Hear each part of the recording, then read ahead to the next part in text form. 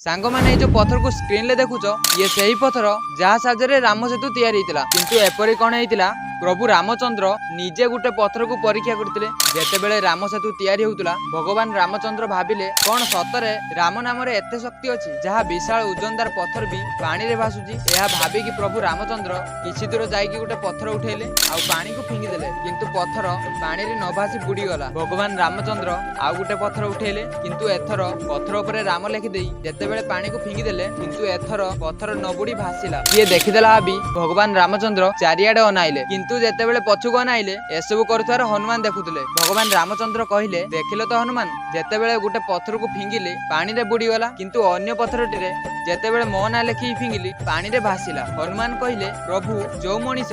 रामक नाम नेब से सबु विपदरु रक्षा पाइबो किंतु जो मनीष केबे भी रामक नाम नेबनी एही पत्थर भलिया बुड़ी जीवो। ସେଥିପାଇଁ କମେଣ୍ଟରେ ଲେଖିଦେବେ ଜୟ ଶ୍ରୀ ରାମ।